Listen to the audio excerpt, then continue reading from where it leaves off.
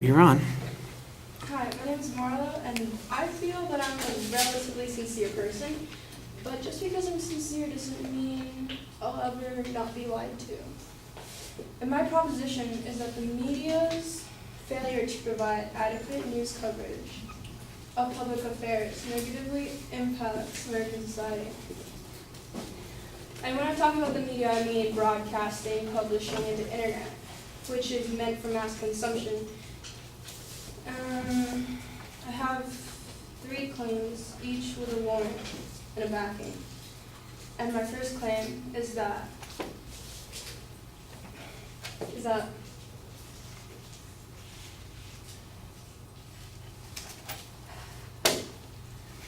the media is influenced by organizations that profit off of false claims. My second claim is that the media does not want to be, that the media is unable to remain neutral. And my third is that the media is selectively attentive, providing a small scope of public affairs. My first warrant, which is the result of my first claim, which is that the media is influenced by profiting corporations and organizations, is that the result of having different organizations influencing our media is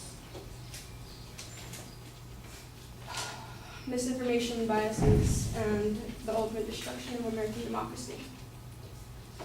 The backing for my first claim is that news may not always be telling the truth, and a person can try to find the truth, but most people would try to look for the truth pretty on spot. So Wikipedia is a popular place to find information, but it's not really credible, as anyone can edit and change information regardless if they're credible or not. So it's often either true or false.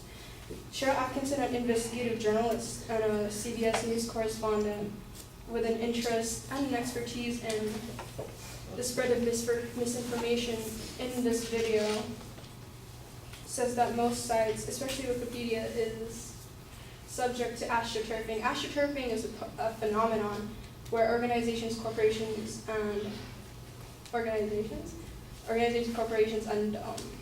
interest groups act as nonprofits or grassroots and try to present what could be false information as truth. And that kind of hinders the credibility of what we think of a nonprofit or grassroots. Astroturfers seek to conversialize those who disagree with them. They attack news organizations that publish stories that they don't like, whistleblowers who tell the truth, politicians who dare ask tough questions, and journalists who have the audacity to report all of it. They can confuse the truth beyond recognition. And another example that she gives is in 2012 when this author tries to change some information on a Wikipedia page about his own story. Wikipedia deemed him uncredible to change information on the story. My second claim is that the media is biased and unable to remain neutral. And the result of that is that people will still be biased and only listen to the things that they usually listen to. Andrew Keane, a British-American entrepreneur, thinks that media fragments us and isolates us from other people, and it's so portrayed or apparent when we try to ask another peer or a friend a question, but we end up consulting our phone on Google. Jimmy Wales, the founder of Wikipedia,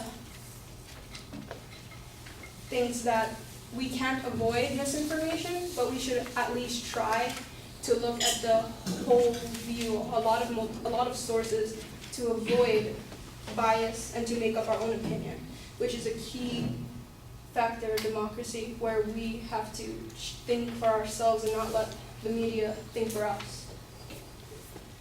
The news is unable to remain neutral, and another result of that is polarization and the spread of propaganda. There's a correlation between participation and exposure to biased news. In a study by John Siegel on the American Political Science Review, the main publication of the American Political Science Association, media outlets such as Fox News or MSNBC or many internet news sources openly advocate a particular bias and do not hide it. So instead of leading, as I said before, instead of leading people to think for themselves, they're telling people how to think, and that's not very democratic. Siegel is a Stanford graduate and has a PhD in political science, and he's also a professor with an expertise on bias and participation. The media can also be used as a means for propaganda, and it's apparent last year when Western cities like Nice, Orlando, and Brussels were bombed, and were hyper-focused on the media, but the other countries that are Middle Eastern were ignored. Like those are only 3 and they were Western, but there's 27 other major bombings out of the 30 on this list on USA Today by Jane Onyaga-O'Mara. And my final claim is that the media is selectively intensive, providing a small scope of current events, adding to the bias, the misinformation, the manipulation, and the media likes to hide some news while hyper-focusing on others. They do this because there's increased competition to try to get the public to watch whatever news you're putting or read about it. And it's apparent in the news today, news recently about the show-off between North Korea and America and the gun shootings, and who really has the power in the White House.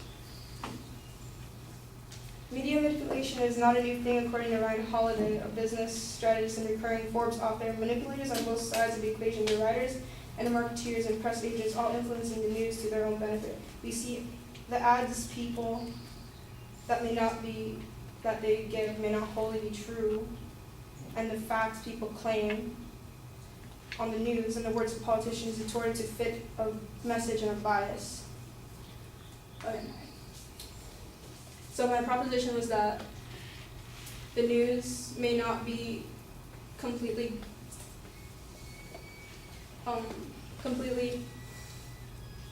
telling us the truth, and it negatively impacts our American society.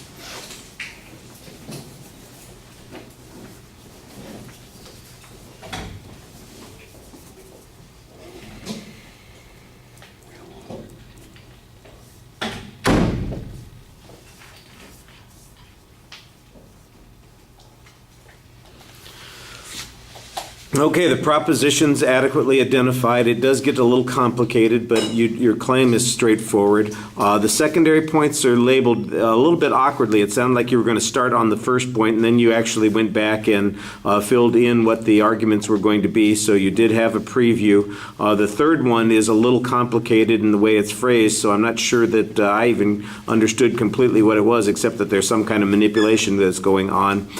When you get to the body of the speech, you signpost the points pretty clearly. You explain some concepts in the process. There's not a lot of data on the first part, but when you start presenting data, you do have a lot of credible sources. You're very consistent about the testimony evidence that you offer. I think you need more examples and some more statistical information to support your point, but the authorities that you quote seem like they would be the kinds of people that would be appropriate on a subject like this. What I'm missing is some demonstration that there's a talk that these kinds of things happen. You talk about astroturfing of the news, and I'm going, okay, so give me an example. Show me some case where this has happened so that I can understand pragmatically what you're talking about. I think I understand what you're talking about, but without an example, it remains kind of abstract. And even the testimony that you get just talks about the likelihood that these sorts of things might happen, but again, it remains highly abstract. The bias issue, I think, runs into some other arguments. You talk about polarization and propaganda, and again, we've got experts who are offering some somewhat vague opinions on these subjects, although there is some information that suggests that this does take place. Again, I think an example or two would help. The closest you get to providing some statistical information is the lack of coverage on some of the terror attacks. You mentioned bombings, but I don't know that all of the things that you mentioned were examples of bombings. The shootings in Belgium and in Orlando weren't really bombings, but I assume that you're kind of talking about terror attacks. And apparently there were 30 attacks, and only 3 of them were in the Western countries, and 27 were taking place in the Middle East.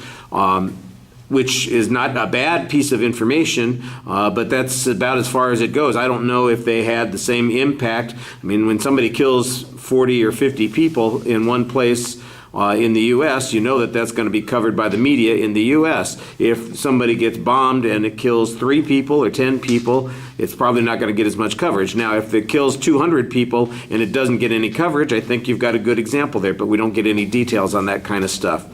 The third point, like I said, I do see that there's some kind of argument about manipulation going on here, but the demonstration of that manipulation is just a little bit vague. It goes a little long. It's almost 2 minutes over time, and the pacing's a little off. Thank you for the summary, though, at the end.